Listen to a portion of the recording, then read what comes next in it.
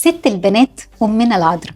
ولما نقول كلمة أم فالحقيقة مفيش رمز للأمومة زي أمنا العذراء. وعلى فكرة ده في كل العالم، يعني نبص كده كل الديانات والعالم كله تلاقوا رمز الأم اللي شايلة الطفل دي شبه سانت ميري، شبه أمنا العذراء. فتلاقوا الناس كلها بتحب العذراء سواء مسيحيين أو غير مسيحيين، لأنها فعلا رمز للأمومة الحقيقة.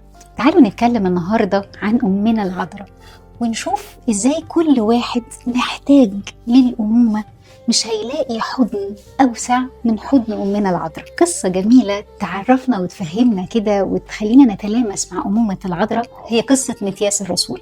متياس كان من 70 رسول. بعد خيانة يهوذا الحقيقة عملوا تلاميذ قرعة ووقعت على متياس، وبقى محسوب هو كمان من ضمن ال 12 تلميذ. فمتياس زيه زي بقية التلاميذ راح يكرز ويبشر بالإنجيل، ومع الكرازة والبشارة حصل اضطهاد وقبضوا عليه وقبضوا على مجموعة من المؤمنين ودخلوهم السجن. الحقيقة في السجن قيدوهم بقيود من حديد سلاسل، وكانت المدينة دي مشهورة بأنه قوتهم اللي فيها أسلحة حديدية. الكلام ده كان زمان طبعا، في الأسلحة الحديد والسلاسل، وكانت حاجة كده مشهور بيها قوي المدينة اللي هو اتسجن فيها دي. الحقيقة متياس راجل مش بتاع حرب ومش بتاع حاجات زي كده، ده رسول قديس يعني. فصلى ربنا وقال له يا رب عشان خاطر العذراء أمك، لأنه كان شايف إزاي خاطر العذراء كبير جدا جدا، والنظرة بس منها لربنا يقول لها ها عايزة إيه؟ أنا عارف إن أنتي كل طلباتك خير وكل أمومتك لكل البشر جميلة، فأنا ببقى عايز أسمع صلواتك. الحقيقة إنه طلب شفاعة العذراء وقال ربنا عشان خاطر أمنا العذراء ساعدني. اللي حصل كان جميل جدا، إن أمنا العذراء راحت له البلد دي. على فكرة الوقت ده كانت أمنا العذراء عايشة، ما كانتش لسه اتنيحت، فراحت البلد. ولما راحت البلد بصلواتها حصل حاجة غريبة جدا، كل الحديد اللي في البلد ساح، ما بقاش في حديد. تخيلوا كده، اللي عنده في البيت اي حاجه حديد ساحت، اللي عنده سكينه ساحت، اللي عنده فاس ساح، اللي عنده اي حاجه ساحت، ومن ضمنهم طبعا السلاسل وابواب السجن الحديد. كل ده ساح بقى زي الميه. ايه ده؟ ابتدوا ناس يسألوا هو ايه اللي حصل؟ ايه اللي زي كده يعني؟ وناس كتيرة جدا امنوا بربنا يسوع بشفاعة وبصلوات امنا العذراء.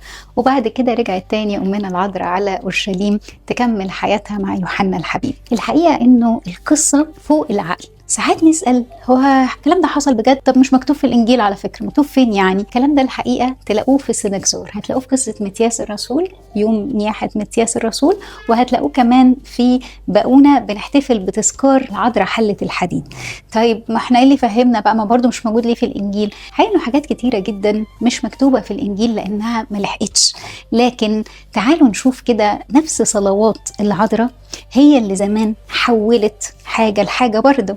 لما في عرس قانا الجليل كانوا العريس والعروسة خلص منهم الخمر، فكانوا في أزمة، فبمنتهى الأمومة راحت برضه لربنا يسوع تقول له ما عندهمش خمر. فقال لها أنا لسه مش هبان دلوقتي، بس مش عارفة أقول لك لأ، ما انتي طلباتك يعني ما بعرفش أقف أنا قدام، يعني بحبك وشايف قد إيه نفسك تخدمي كل ولادي، اصل احنا كلنا اصلا ولاد ربنا. فالحقيقه بصلوات العذراء اتحول الميه لعصير عنب، وكمل عرس قانا الجليل ساعتها. طب ازاي الميه بقت عصير عنب؟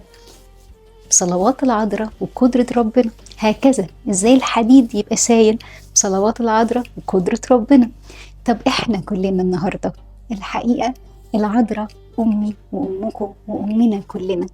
حارمين نفسنا ليه من امومه العذراء؟ ما بنتكلمش معاها ونتشفع بيها ونقول لها يا أمنا يا عذراء ساعدينا في كذا، ساعدينا في كذا، صلي عنا، ارفعي صلواتك عننا. تخيلوا صلوات العذراء بتعمل ايه؟ فلو طلبت من ابنها الحبيب طبعا طبعا الدنيا كلها تتغير الحقيقة.